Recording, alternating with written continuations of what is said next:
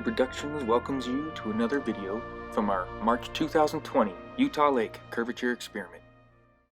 But first, before we get to that, let's establish something in heliocentrism, the globe model.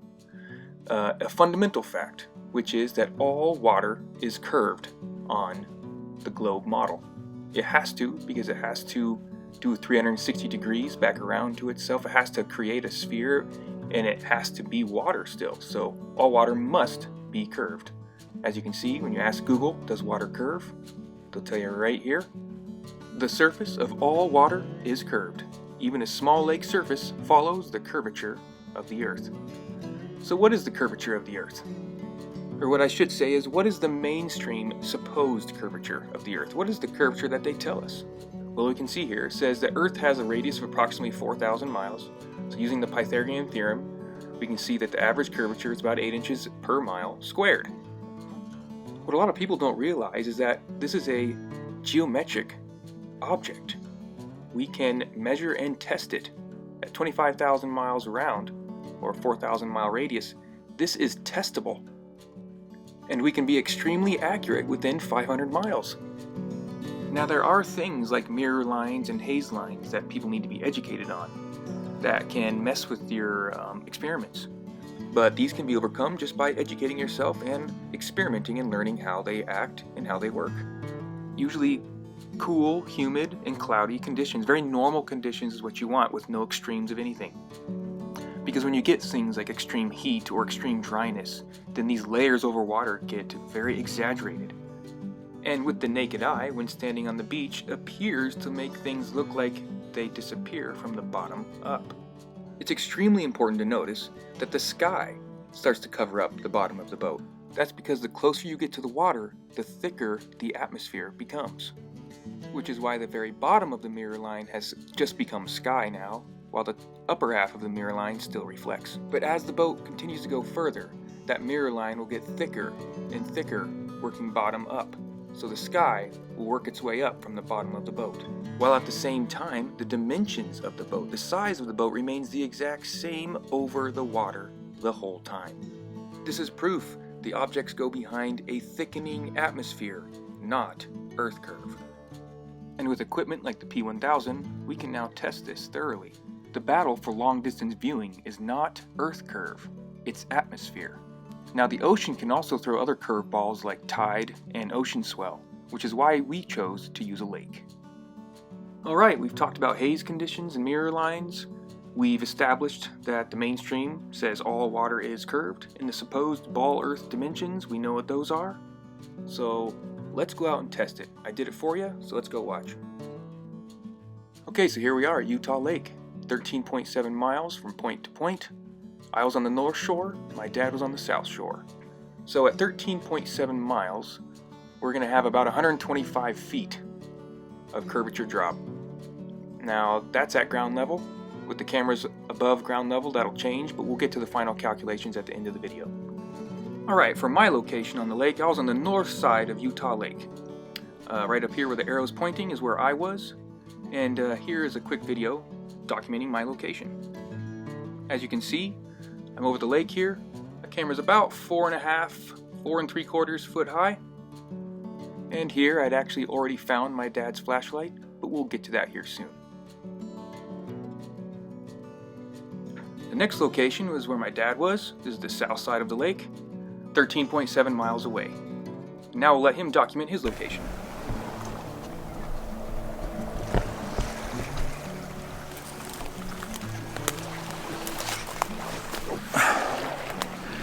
This is our setup for the flashlight. I'm putting it out over the lake. Kirk is on the other side.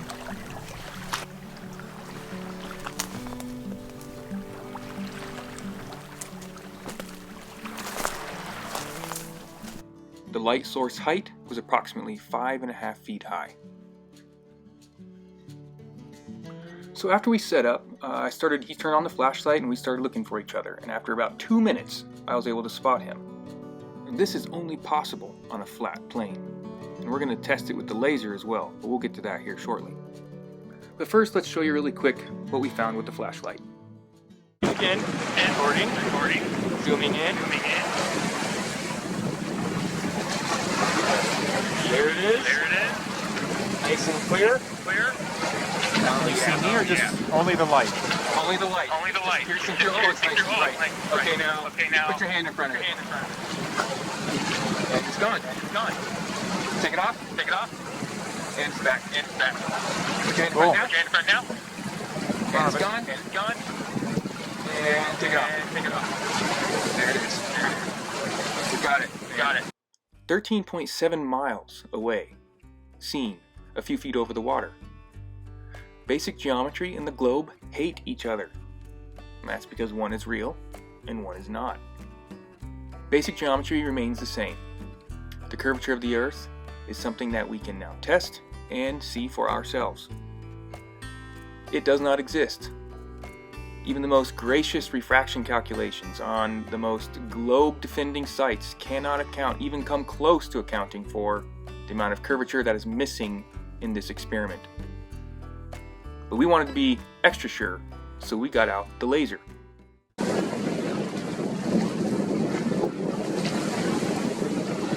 have to mount it on the tripod.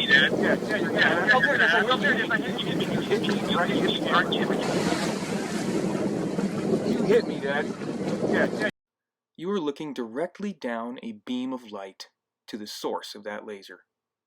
That is a hot hit, direct hit, 13.7 miles away, directly into my camera lens.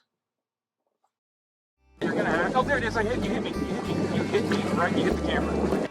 So after getting the laser zeroed in, we continued recording with multiple devices and we did sync tests just for extra verification.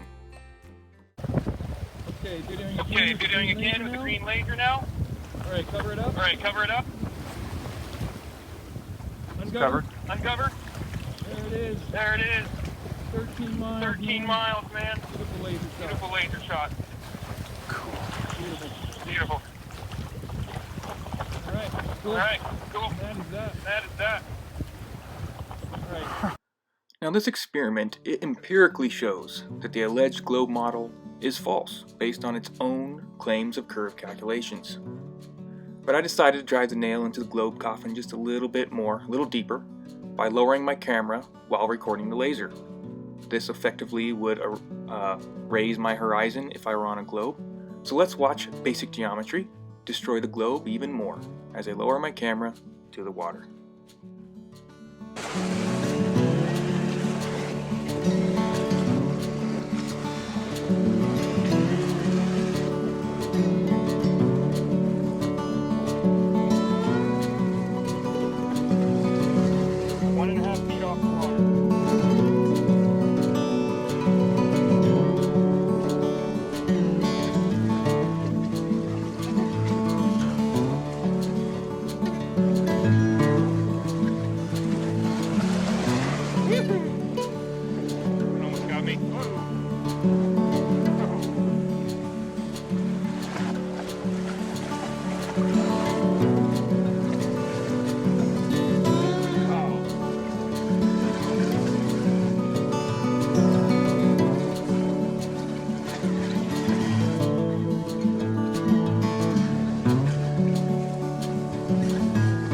Alright, final shot and final calculations. I lowered my camera down to about 9 inches over the water on this shot. It was under a foot, it was so close the waves were basically licking my camera.